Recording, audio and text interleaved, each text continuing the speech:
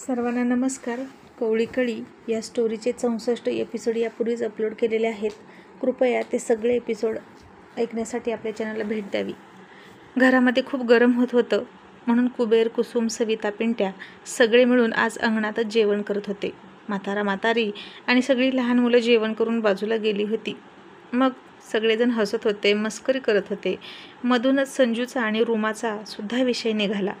कुसुमला तिच्याविषयी वाईट वाटत होतं आणि सविता म्हणाली, ताई तू अजिबात त्यांच्या मध्ये करू नकोस, त्या आत्या खूप घाणेरड्या शिव्या देतात मागे. असं म्हणून सवितानं पहिला घास खाल्ला तशी सविताला मळमळ जाणवली आणि तिच्या कोरड्या उलट्या व्हायला लागली. तशी सविता पळतच बाहेर गेली.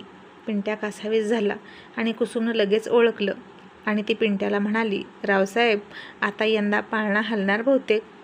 आणि आता पिंट्याला खूप आनंद झाला. सविता खूप लाजली आणि रूममध्ये पळाली. तसं पिंट्यासुद्धा तिच्या मागे पळून गेला. सविता आता खूप लाजत होती. ती पिंट्याला तिचा चेहरा दाखवत नव्हती आणि पिंट्या तिला जवळ ओढून घेत म्हणाला, सविता काय म्हणू ग मी, मला तर काही सुचतच नाही. अगं देवाचे किती आभार मानू. त्याचे जेवढे आभार मानावेत तेवढे कमीच आहेत. आणि सविता म्हणाली, तुम्ही माना देवाचे आभार, पण मी मात्र माझ्या देवाचे आभार मानणार आहे.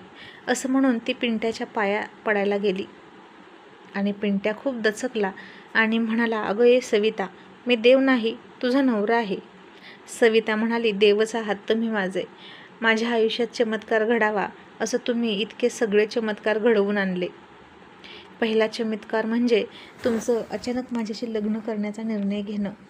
मी आई होणार नाही आणि तुम्हाला मुलगा व्हावा असं तुमच्या घरच्यांना वाटत असूनसुद्धा तुम्ही माझ्याशी लग्न करण्याचा हट्ट केला.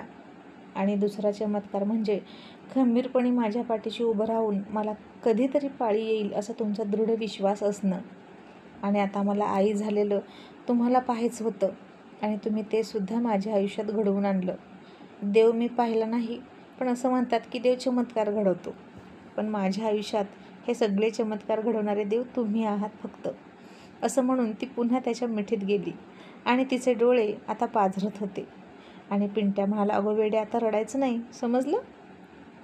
आता तर कुठे तुझ्या आयुष्यात सुखाचे दिवस आले आहेत. आणि तुला एक गोष्ट सांगू, आभार मानायचे असतील तर जे आपल्याला वाईट चिंतात ना त्यांचे मानायचे. जे आपले निंदक आहेत त्यांच्यामुळे आपण जिद्दीला पेटतो आणि आपल्या आयुष्यात सगळं चांगलं घडतं, समजलं का. आणि सविता म्हणाली, तुम्ही सुद्धा कुबेरदाजीसारखे बोलायला लागला बरं का. पिंट्या म्हणाला, पण मला हे कळायला खूप उशीर झाला. माझ्या आईच्या संस्कारांमुळे मी तिच्यासारखा बोलत होतो. तिच्या चुकीच्या गोष्टीला पूर्वीपासून मूकसंमती देत होतो. आणि सविता तुला आणखीन एक गोष्ट सांगू का, माझी ना विल पॉवर मला सांगत आहे की यावेळी आपल्याला मुलगा होणार आहे. आणि सविता म्हणाली, तसं जर झालं ना तर तुमच्या तोंडात साखर पडो. इतक्यात कुसुम उठून मीठ मोहरी घेऊन आली आणि सविताला म्हणाली, बाहेर ये. तिने सविताची दृष्ट काढून घेतली आणि सोबत पिंट्याची सुद्धा दृष्ट काढली. आणि पिंट्या म्हणाला, वहिनी अहो माझी दृष्ट कशाला काढता, मला कुठे दृष्ट लागणार आहे. कुसुम म्हणाली, रावसाहेब अहो दृष्ट लागावं अशी जोडी आहे तुमची आणि तुम्ही लाखात एक आहात आमच्या सवितासाठी. तसा प्रत्येक जणाला आपला जोडीदार लाखात एकच असतो, कारण बाकीचे लाखभर असून आणि ढिगभर असून काय उपयोग, असं कुबेर म्हणाला. आणि कुसुम म्हणाली, शेवटी आपलं ते आपलं, कापलं तरी आपलं असतं. मग पिंट्या म्हणाला, खरंच वहिनी तुमचे विचार खूप मोठे आहेत. तुमच्यासारखे विचार लाखात एका माणसाचे असतात. आणि कुबेर म्हणाला, मग माझी बायको आहेच लाखात एक. पण कुसुम अगं ऐक ना, त्या संजूच्या आईला काकूला जाऊन तेवढं बोल, त्याशिवाय तिची मतं आपल्याला पडणार नाहीत. कुसुम म्हणाली, नको पडू दे. आणि मी तुम्हाला सांगितलं आहे ना, मी माझा स्वाभिमान घाण ठेवून कोणासमोरही मतासाठी हात पसरणार नाही. कुबेर म्हणाला, अगं तुला हात कोण पसर म्हणतंय, पण ती कोणी परकी आहे का, घरातलीच आहे की. तुझी सासू आहे, तिच्याशी थोडंसं फक्त नमतं घेऊन बोल. तिच्या मनात जी अडी आहे ती काढून टाक.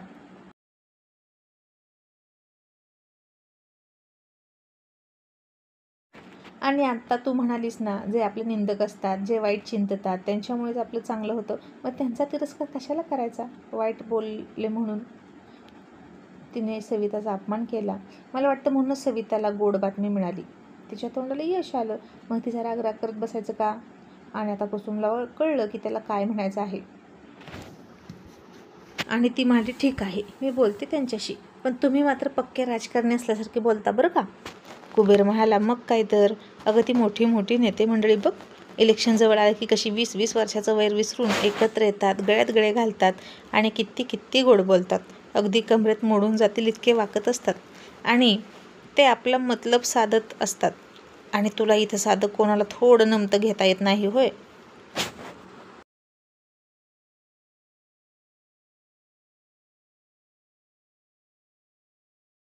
मग कुसुम म्हणाली, पण माझी काही चूकच नव्हती तर मी का नमतं घ्यायचं. पण त्या मोठ्या आहेत म्हणून मी त्यांच्याशी स्वतःहून बोलेन, तेही तुमच्या समाधानासाठी, समजलं.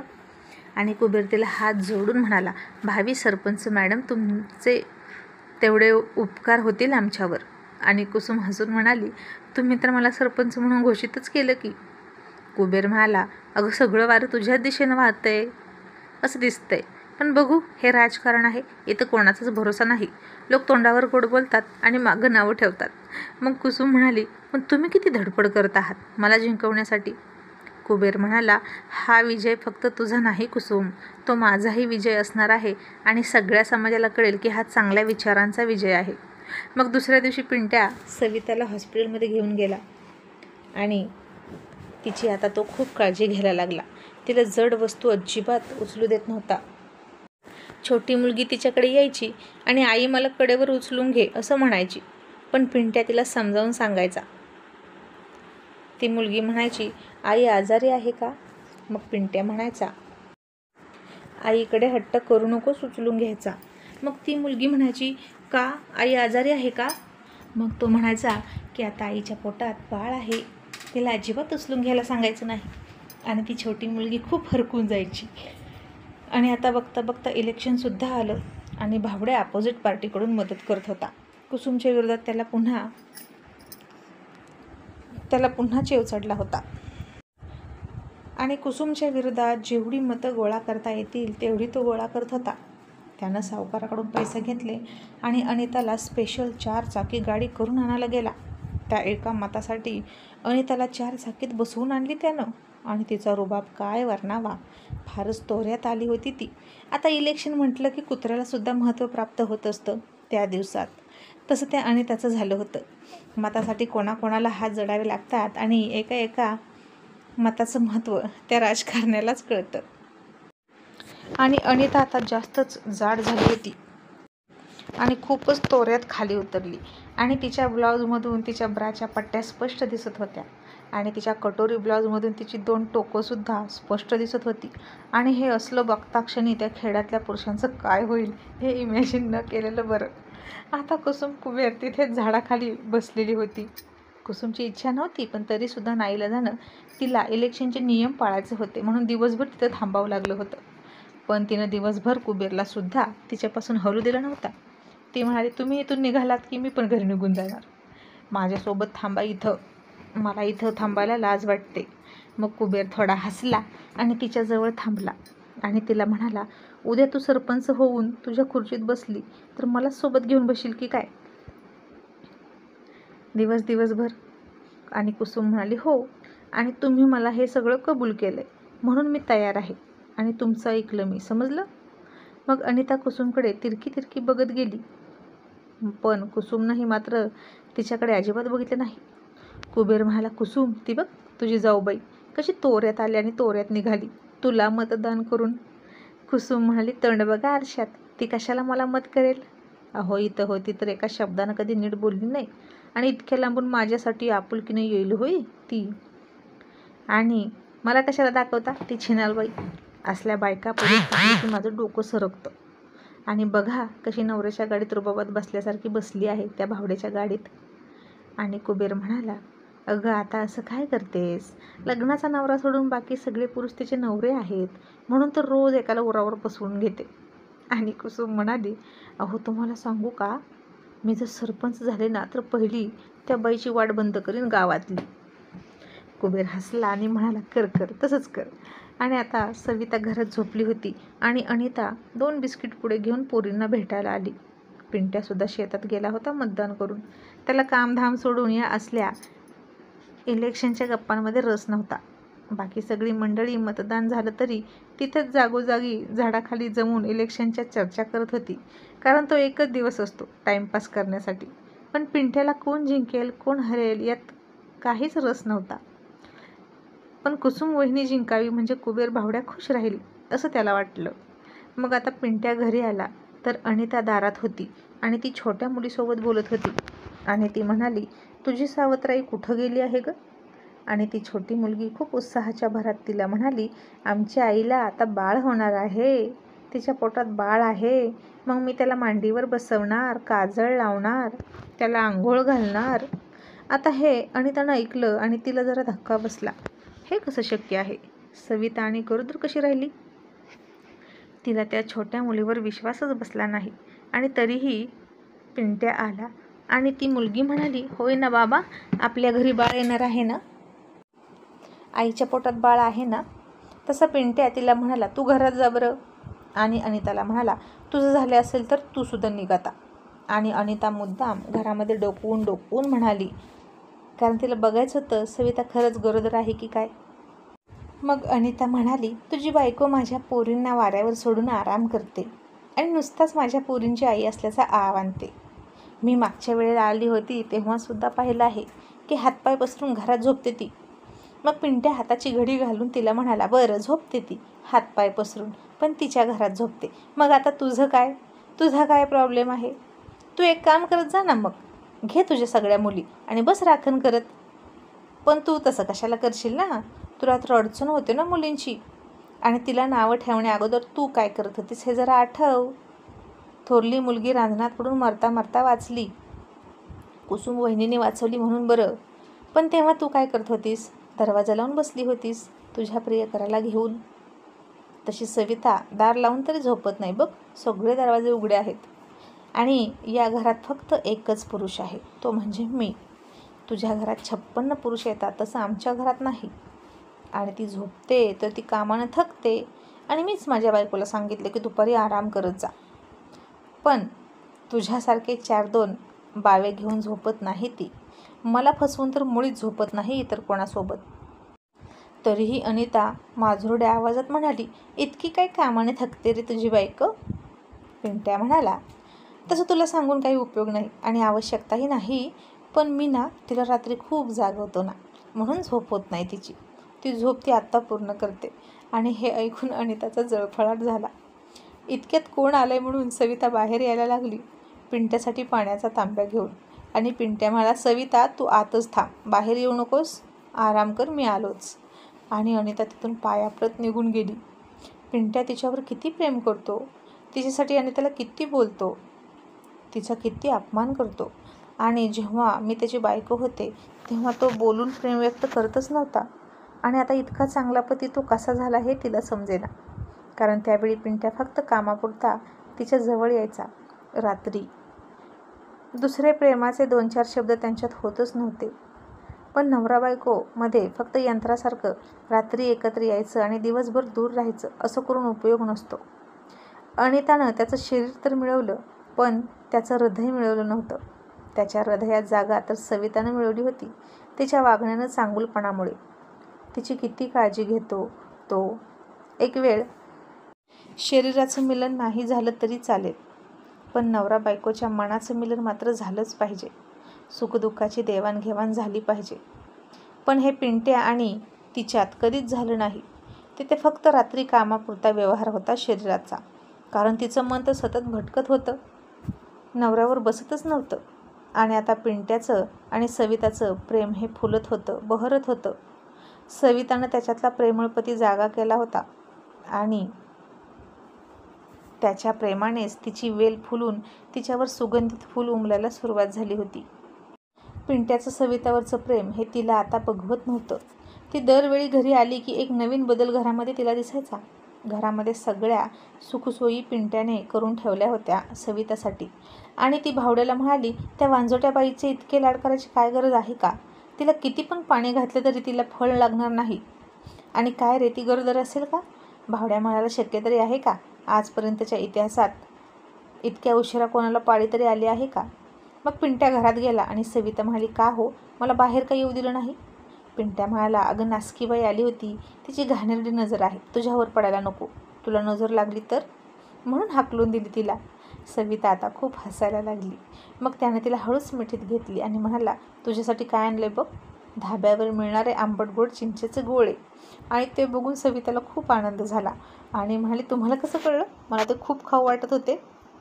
मग पिंट्या म्हणाला, आता मला नाही कळणार तर कुणाला कळणार, आणि पहिल्यापासून आवडतात ना तुला.